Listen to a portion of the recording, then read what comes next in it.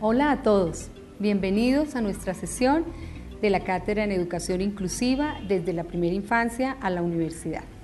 En el día de hoy tenemos una invitada muy especial. Vamos a trabajar el tema de derechos humanos y discapacidad. Para ello, desde Argentina nos acompaña la profesora Agustina Palacios. Ella es abogada, doctora en Derecho y ha sido una de las personas más importantes en el movimiento latinoamericano relacionado con la Convención de Derechos de las Personas con Discapacidad. A todos ustedes los invito a que oigamos sus reflexiones y pensemos entonces de qué manera este tema de la Convención se vincula directamente con los objetivos de nuestra cátedra. Aprovecho también para dar la bienvenida a todos los estudiantes de pregrado, de posgrado, a nuestros docentes de Cundinamarca y a todos los invitados que nos están viendo en este momento en nuestra Cátedra de Educación Inclusiva. Bueno, un muy cordial saludo a todos y todas. Es para mí un orgullo participar de esta cátedra. Y bueno, me han pedido que aborde la temática de la discapacidad y los derechos y concretamente me centre en lo que es el primer tratado del siglo XXI de derechos humanos, que es la Convención Internacional sobre los Derechos de las Personas con Discapacidad.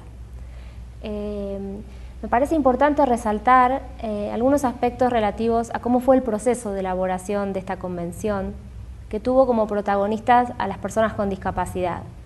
Me parece importante resaltarlo porque en el ámbito de la discapacidad hay un lema muy importante, que es el nada sobre nosotros y nosotras, sin nosotros y nosotras, y por primera vez en Naciones Unidas se dio participación al colectivo, al grupo al cual iba destinado este Tratado de Derechos Humanos, y se permitió que las organizaciones de personas con discapacidad se acreditaran y pudieran participar del proceso. Y es importante resaltarlo porque esto tuvo muy buenos resultados. Por un lado, los aportes concretos que se hicieron en el ámbito de la discapacidad desde el modelo social de discapacidad y desde la perspectiva de los derechos humanos. Muchos delegados y delegadas que iban a negociar esta convención no venían con un conocimiento real de la perspectiva de la discapacidad desde los derechos humanos. Entonces la convivencia durante casi 5 años con personas con discapacidad en Naciones Unidas permitieron que los propios estados cambiaran la visión y cambiaran también las pautas de trabajo, que la propia Organización de Naciones Unidas tuviera que resolver cuestiones relativas a la accesibilidad, tanto arquitectónica como comunicacional, como actitudinal, y bueno, eso tuvo sus frutos. Siempre cuento como anécdota que tuve el privilegio de participar de alguna manera en este proceso y que había momentos en donde el proceso era muy denso, porque eran muchos estados discutiendo quizás por un término, ¿no? Que para algunos significaba una cuestión, otra. Entonces era común durante los debates que todos saliéramos a tomar un café o a hacer una pausa. Sin embargo, siempre los últimos 45 minutos aproximadamente, donde se les daba la palabra a las personas con discapacidad, todos volvíamos muy entusiasmados porque realmente fueron los aportes más interesantes que tuvo esta convención. Tanto es así que el presidente del comité, el embajador de Nueva Zelanda, el día que se aprobó esta convención, en diciembre del año 2006, dijo que el 70% del tratado son los aportes de las propias personas con discapacidad. Y no solamente es dable destacar esta cuestión, sino también, digamos, el lobby desde el empoderamiento de las organizaciones de personas con discapacidad que han hecho en relación a los estados y que, bueno, ha tenido muy buenos frutos.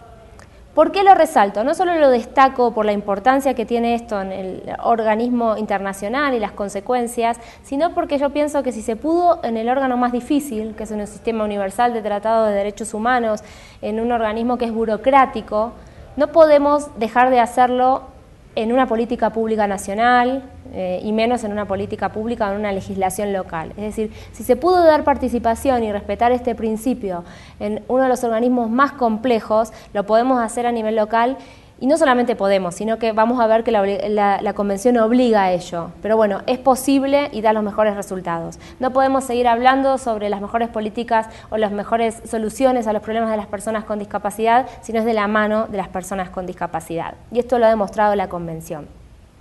Como les decía, la Convención fue aprobada por la Asamblea General de Naciones Unidas en el año 2006. Y bueno, Colombia lo ratificó en mayo del 2011, o sea que ya es obligatoria, es vinculante y genera una serie de obligaciones para el Estado colombiano.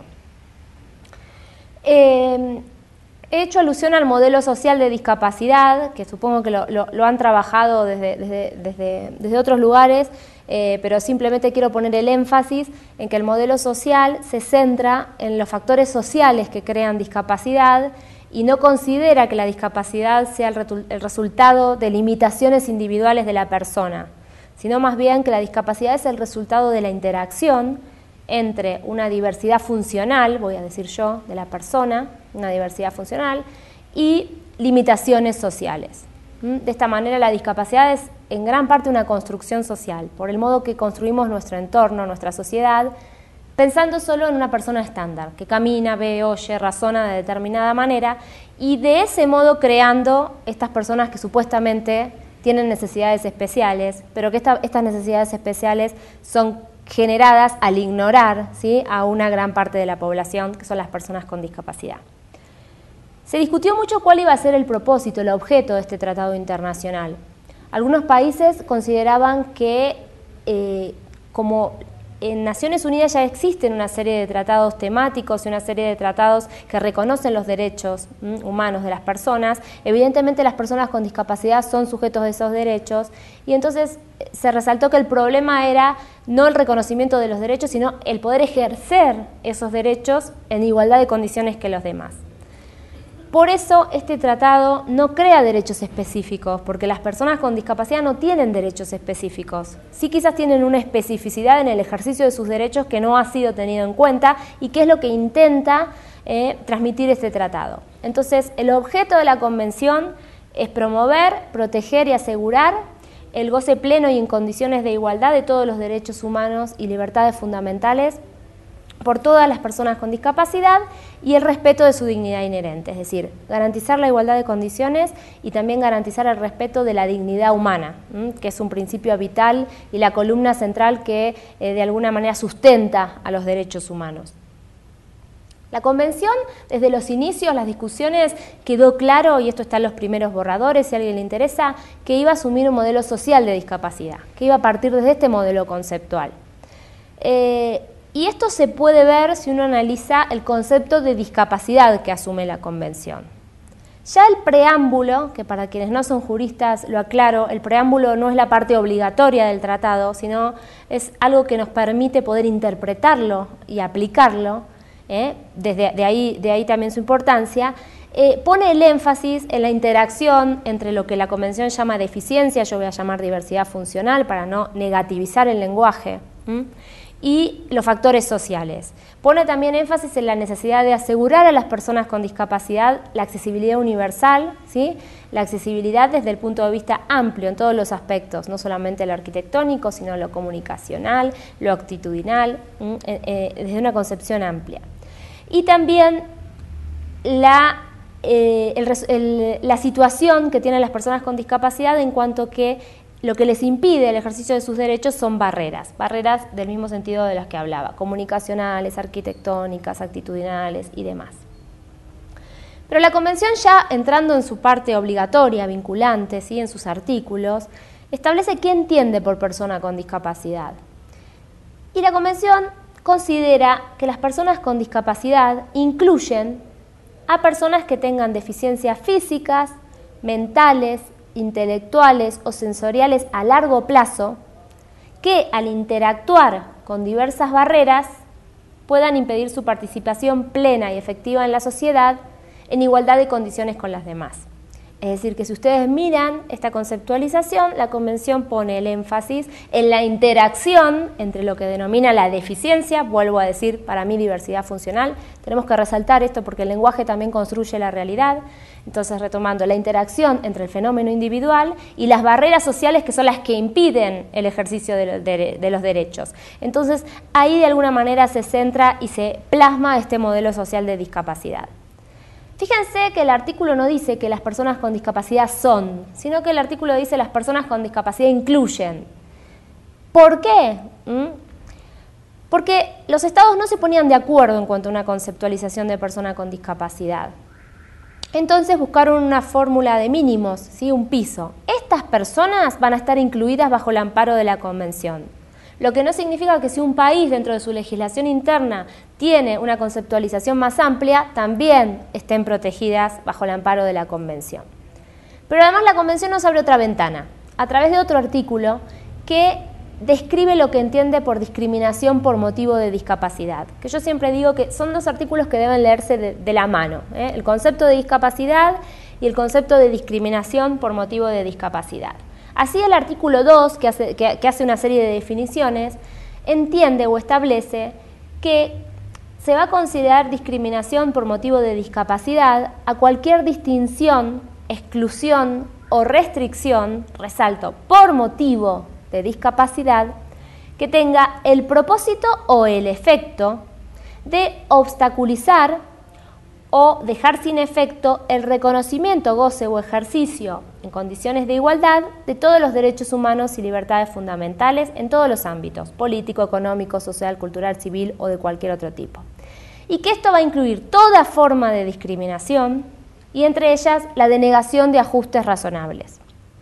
Quiero destacar algunas cuestiones de esta definición. Lo primero, de nuevo, fíjense que la Convención no dice que va a entender como discriminación a personas con discapacidad, sino que utiliza la terminología de discriminación por motivo de discapacidad.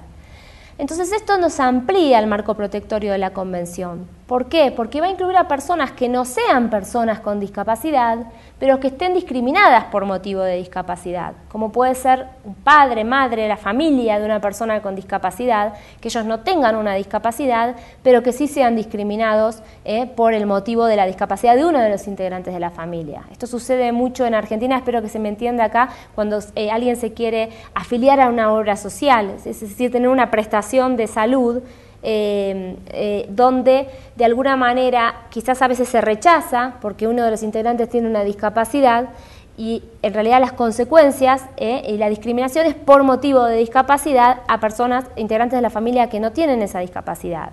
O podría ser otro ejemplo como por ejemplo el caso de una madre o padre de un niño con discapacidad. Al momento en que nace un niño con discapacidad, bueno, quizás la licencia deba extenderse, quizás se deban adoptar algunos ajustes razonables en el trabajo, y si esto no se tuviera en cuenta, se estaría discriminando a esa madre o a ese padre por motivo de la discapacidad de su hijo. O personas que han tenido en el pasado una discapacidad, sobre todo una discapacidad mental o psicosocial, y que hoy esté superada, pero que sufran el estigma de esta discapacidad y sean discriminadas aunque técnicamente no lo sea. Y así tenemos muchos ejemplos, pero que nos permite la Convención ampliar este marco protectorio y antidiscriminatorio que brinda, que es muy importante. En el concepto o la conceptualización de discriminación por motivo de discapacidad, también la Convención dice que tenga el propósito o el efecto, es decir, que para valorar si existe discriminación contra una persona con discapacidad, no nos va a interesar si hubo intención o no hubo intención. Esto es claro y así se analiza desde el derecho antidiscriminatorio. Muchas veces las personas con discapacidad sufren discriminación y la persona que es acusada de ello dice, no, pero yo no quise discriminar, tengo un amigo con discapacidad, tengo un primo, quise protegerlo. Bueno, no importa cuál es el motivo, lo que importa es el efecto a la valoración de la discapacidad. Entonces, si un sistema, por ejemplo, educativo no es inclusivo, no tiene en cuenta la discapacidad, no vamos a estar ahondando para ver si existe discriminación, en si hay una intención real de decir excluir, que no queremos en la clase, por ejemplo, personas ciegas. No, en realidad si el efecto de esa política o de ese diseño educativo tiene efectos discriminatorios hacia las personas con discapacidad, es a lo que lo que debemos valorar, ¿sí?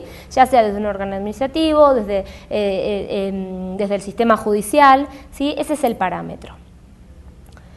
La conceptualización de discriminación dice que incluye todas las formas de discriminación, es decir, la discriminación directa y manifiesta, que sería poner en el aula un cartel en la puerta diciendo que no admitimos, por ejemplo, a personas sordas, o la discriminación indirecta, que a través de un parámetro que es aparentemente neutro, que es que yo esté hablando, ¿sí? Por ejemplo, y piense que me comunico con todo el mundo, queden afuera o perjudicadas las personas sordas usuarias de lengua de señas, por ejemplo.